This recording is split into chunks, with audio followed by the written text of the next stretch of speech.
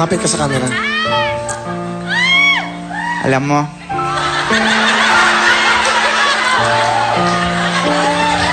namimiss na kita.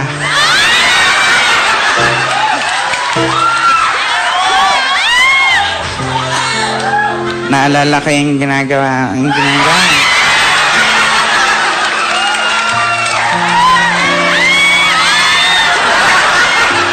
Hindi kasi pinagmamalaki ko siya kasi sobrang sweet sa akin. Ganun.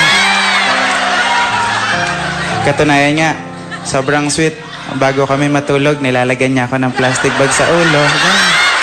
Pag hindi na ako makahinga, tatanggalin niya. Sabi niya sa akin, I love you. Siya yung lalaking nagturo sa akin kung paano magtipid sa buhay. Katunayan, pagkakain kami, ang ulam niya, pork chop. Ganun.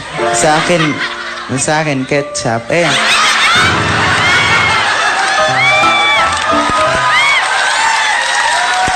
Pero, masaya ako sa kanya. Proud na proud ako.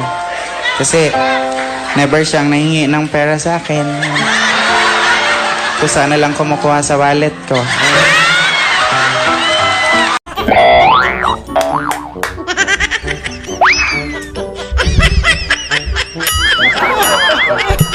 Ayoko. Bakit siya sinasabi yung sabi? Yung nangyayari ko.